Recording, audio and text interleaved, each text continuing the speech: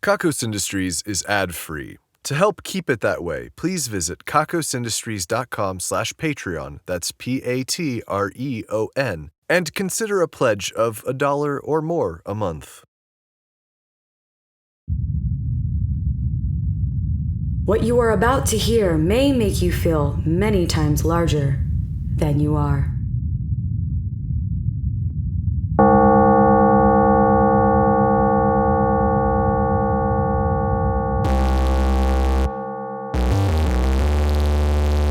Hello and welcome to the Kakos Industries corporate shareholder announcements. My name is Corandeeth III and I am CEO here at Kakos Industries. Shareholders, if you were paying attention to the last set of announcements and you weren't totally wasted, then you may have heard that something terrible happened to Buffy Solomonari, Haley's little sister. Well, she was found to be totally safe, if a little pink and goopy. I don't pretend to know what the Solomonaris are or why they have developed such strange genetic adaptations, but it is true that they sometimes molt. I saw Buffy Solomonari later that evening, and while she was normally a healthy and attractive young woman, what I saw was a hairless, sticky, pink silhouette of a woman that still somehow hit me with nothing but attitude. I'm told her skin will grow back, as will her hair and nails, but it may take some time. Apparently, Haley had gone through a similar molt before we first met. Buffy's molt came so late they were expecting it might never come. Anyway, I am still in trouble with her mother Iele, but not as much trouble as I would have been if I had somehow killed Buffy. Iele has taken to adding spines to my chair in the boardroom, so I've taken to standing for all meetings. Some of those meetings can be up to 8 hours as everyone shares their feelings on just how great evil is. I mean, we work for an evil company, we do evil better. We help our clients to do evil better. Everything is evil here always. We don't need to talk about how much we love it. It's like they need to signal to the rest of the group that they also love evil, or perhaps that they love evil more. I've ordered some pants that have a metal reinforcement inside that allows me to ever so subtly sit while standing and listening to them go on and on and on about how great evil is, and how they saw it first, and how they've always known evil. In fact, they were born into a long line of evil, but really they still chose it for themselves, and that they might have left evil for a time in college, but only so they could come back to it and appreciate it more. They're raising their children evil. They're homeschooling them, in fact, so that they don't get any of that terrible goodness from the public education system. They would so much prefer it if they taught the controversy between good and evil, you know? Well, I don't. I personally think that they're going way overboard. Evil is evil. It needs no discussion. In fact, I feel as though bringing up how much you love evil is a sign of disrespect. But they are the executive board, after all. Certainly, I sit at the helm, but so many of them have seniority over me and all of those years of favors, etc., so I still have to be careful. And honestly, I don't want to have to face any more of them in the Evil Dome than I already have. I once found a stray pinky finger in my hair after one of those bouts. Still not sure whose pinky that was, or how it was severed. Today's broadcast is coming to you through drugs. Hooray, drugs. Drugs make you feel things, right? And they make you feel things that aren't the things you were feeling, which is usually an improvement, right? The things we were feeling are bullshit and we hate them. We would do almost anything not to feel those things we were feeling. And then there's drugs. Yay, drugs. Wherever it is that you are used to getting your announcements, you found a small purple pill in a foil and plastic wrapper, keeping it out of the elements. Some of you shareholders fearlessly took that pill as though nothing could go wrong from taking unidentified drugs. Others of you first used your fentanyl testing kits to make sure that you wouldn't be needing any naloxone in a hurry. That was probably wise, though you should know that Kakos Industries has developed some drugs that the mention of which may be enough to halt the breathing in some susceptible people. So you can't always protect yourself from us. Others of you waited until you got a rock through your incoming projectiles window with a note attached to it that said, "Take the fucking pill." And then it was signed with just the initials K.I. This was good enough for most of you, but some of you still persisted in not taking the drug until the second rock came through the window with one of your one-time use passwords to know it was us. Now, I certainly hope you found a comfortable place to sit. Once that drug kicks in, boy, girl, none of the above, all of the above, you are in for it. A sudden and intense lethargy, a hint of ache in every one of your muscles, a heaviness of your eyes, a heaviness of just about everything. You might feel a bit of frustration rising inside of you.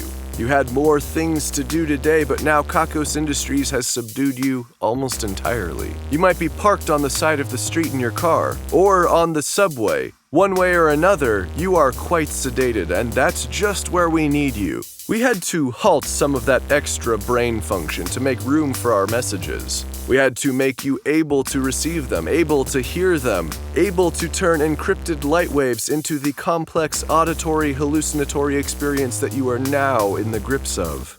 I can't say much for the frequency response or audio quality, as they are limited only by your mind and imagination.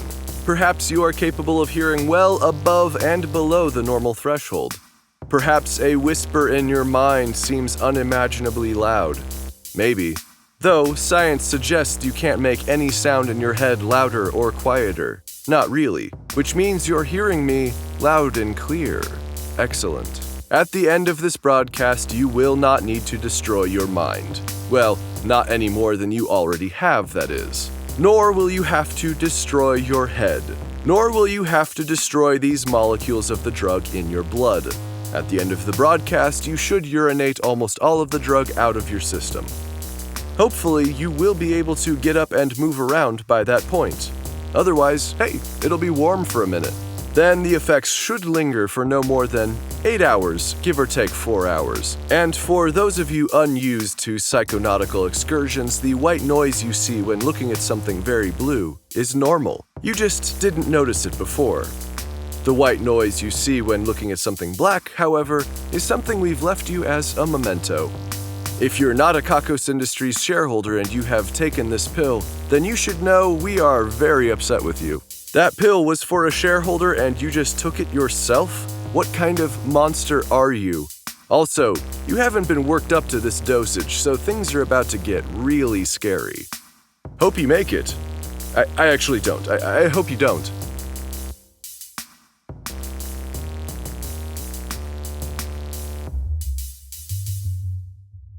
We set up a space in Kakos Industries for the Society of Creative Anti-Celebration to take up residence. They are pioneers, many of them working in the division of Dionysia.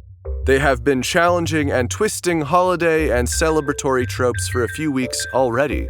They are searching for new, perhaps more perfect ways of anti-celebration. It is not known yet whether their endeavors are teleonomic or searching for an ideal way of anti-celebration, or whether their efforts are merely teleomatic, defying everything that is celebration by rules with no goal in mind. Some of their developments have been interesting. They've spent time just reading books. They've spent some other time just fist-fighting.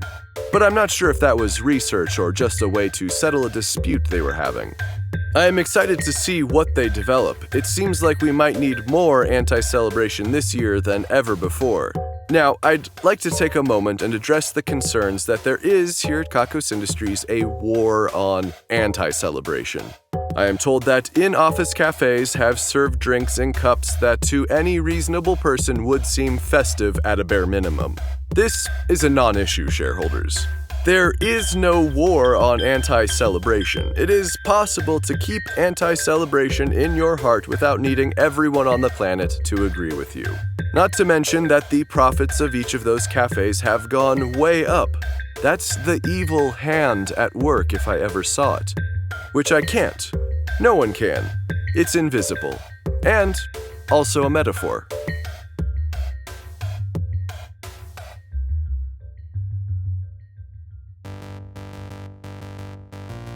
Black Friday was a huge success again.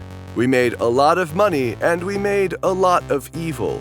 Every time we can convince someone that having something nice is worth sleeping in a parking lot for a week, we've done something really special. televisions with even higher resolution, vehicles that still sell for a profit even if it's a smaller one, cleaning out your online wish lists of things you think you might have wanted 10 months ago. Perfect. As you might remember from last year, there is some flexibility in the festivals that we celebrate in the coming weeks. Once, it was the Festival of Cloud Watching. Last year, it was the Festival of Cold. This year, the options were the Bestival, which is a festival that is also supposedly the best, the Chestival, which is not unlike the Festival of Titties that was an option last year but more inclusive, and the Nestival, where we, you guessed it, build a big nest together. It was a close vote, shareholders, but it seems that you prefer comfort to things being the best or things relating to the chest. And now we have to spend some time building a nest in the basement ballroom. Somehow, I feel like this was something you shareholders have been willing with your minds for some time, just wishing it into existence. Well, fine. Personally, I was holding out for the Questival, but it didn't make it to the final vote. We will still be having the Guestival at a later date, allowing you for one day to bring your non-evil friends in for indoctrination. I mean, orientation. Coming up, we have Yule. I fully expect there to be some Krampus-related shenanigans. I will still be dressed as a Krampus monster, but I'm working on a t-shirt that I can wear over the costume that says, "I'm not a real Krampus, please don't try to fuck me."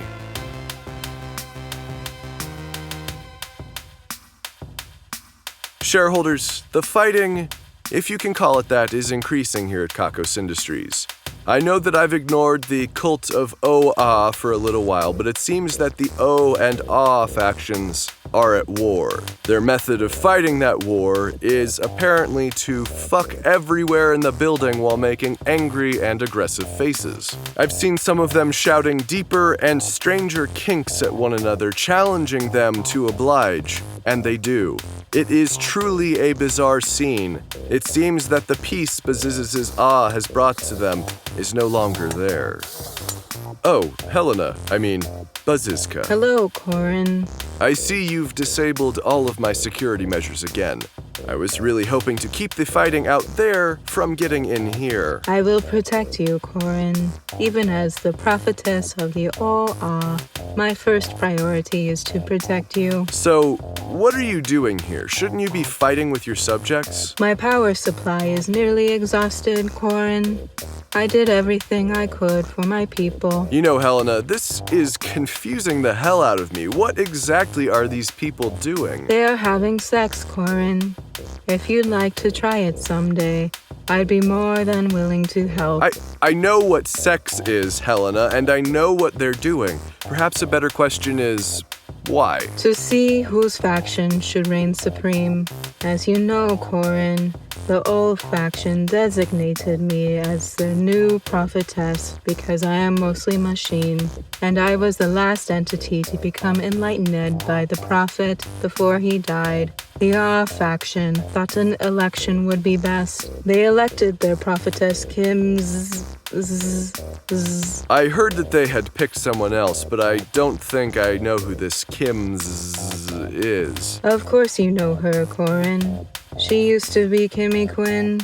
You creeped on her and her girlfriend until Kiarawa broke them up. Wait, Kimmy has a last name? Why did I never know that? She has been a crowd favorite among those that chose voting. So, are these sides equal? My side is smaller in terms of people, but we have all of the most powerful here at Kakos Industries. It has given us an edge. And how will you decide who wins? By how much pleasure each of our sides can bring about in the other. How would you even go about measuring that? Kakos Industries is constantly monitoring and scoring the pleasure that occurs inside its facilities. Well, you're not supposed to know that, and neither are the shareholders. Forget you heard that, shareholders. There are no sex points. Sex is not about keeping score. I have the score here. It looks like your faction isn't doing so well. We are outnumbered, I am afraid. I have worn out all of my many attachments and have nothing left to help with. How much longer are you planning on competing in this way? Not much longer.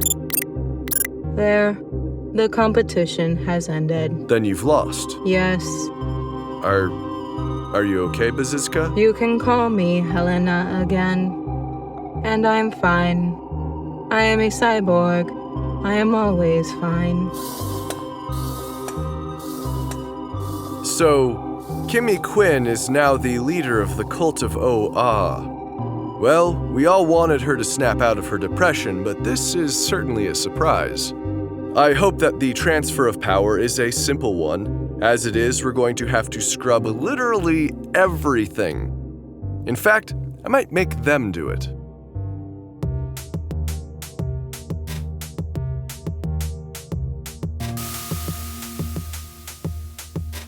I understand that the gates of hell have been receiving a number of hooded visitors requesting to speak with those in charge. So far, they have denied those requests, but they have been designing a weapon that runs directly off of the misery engines.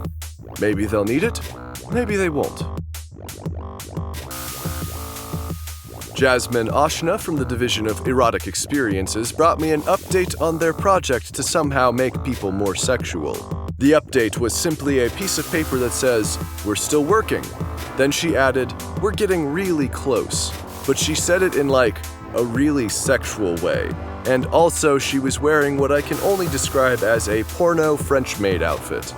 I would describe Jasmine's usual attire as flattering but comfortable. This was definitely not that. Then she clicked her way out of my office in what I'm estimating to be 6-inch heels. She's a flats kind of person.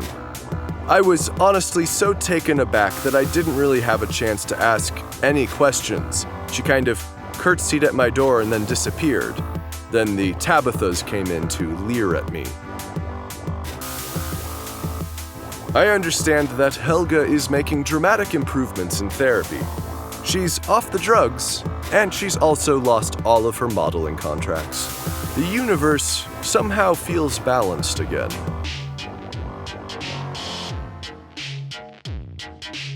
They say that evil once shot a man in Reno just to harvest his organs for sale to organ collectors.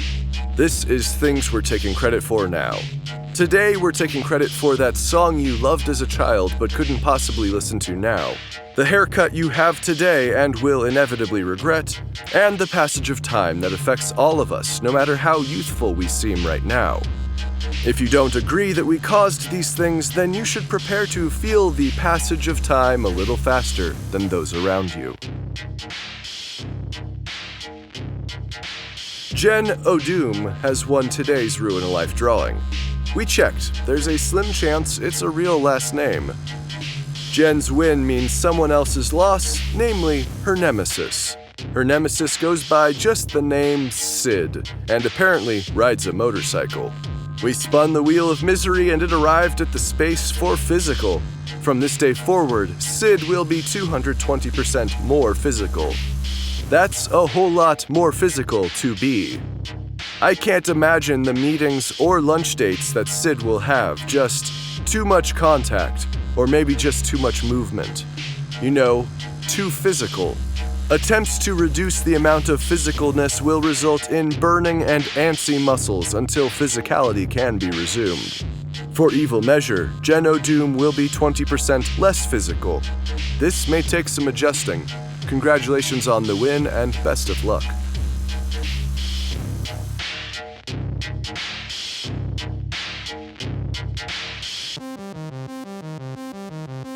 This brings us to the end of this broadcast, shareholders. I bet you're ready for this to be over. This feeling of lethargy, this feeling of numbness that somehow manages to hurt just a little bit, this maddening difficulty to function. Well, it should end soon enough, as I told you earlier. In the meantime, maybe you should learn to sit with those feelings of frustration. The numbers are next. 8, 8, 7, 8, 8, 8, 6, 8, 8, 8, 8, 5, 8, 4, 8, 4, 4, 4, 4, 8, 4, 4.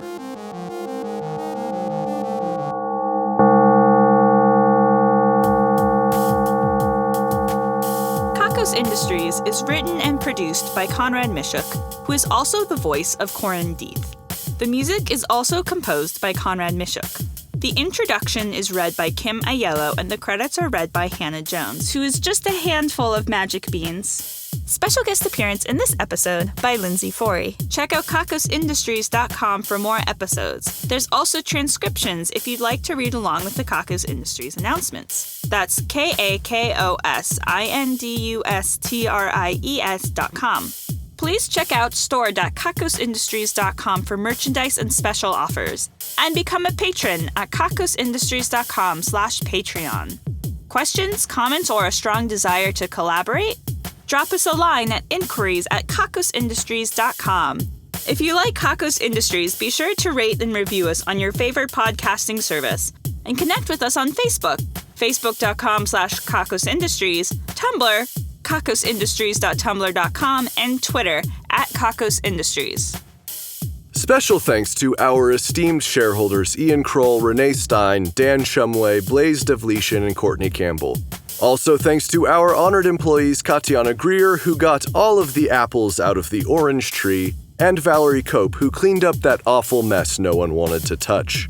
And thanks to our division heads, Brittany Garcia, head of the Division of Beanies, Booties, and Construction Projects that are probably too large for yarn, Patrick Green, head of the Division of Oceanic Microcryptozoology, Morgan Woolbrand, director of the Division of Minimally Sentimental Greeting Cards, Lynn Herman, director of the Division of Increasingly Improbable Fiction, and Ewan Goodfield, director of the Division of Ever More Bizarre Injuries. The Division of Beanies, Booties, and Construction Projects that are probably too large for yarn has knit a building cozy, which is intended to keep Kakos Industries from getting cold this winter. The building is currently covered in yarn as a consequence. The Division of Oceanic Microcryptozoology claims to have discovered the Sasquatter strider, a large spider that also glides on the water. Most of us recognize this as a physical impossibility. The Division of Minimally Sentimental Greeting Cards has created a new holiday card line. The newest card has a pine tree on the outside, and on the inside it reads, "Christmas, yeah?" The Division of Increasingly Improbable Fiction has recently started shipping the Mars rovers. We have our doubts. The Division of Ever More Bizarre Injuries has developed the broken glute. It's a broken ass, and we're still not sure that part of the body can break. Our esteemed shareholders, honored employees, division heads, and other Patreon patrons are the best. If you want a thank you in the credits, your own division, or other great rewards that help to keep this show running, please head to kakosindustries.com/Patreon. That's Patreon, Patreon. If you're feeling down after this broadcast, have you considered committing more fully to spooning?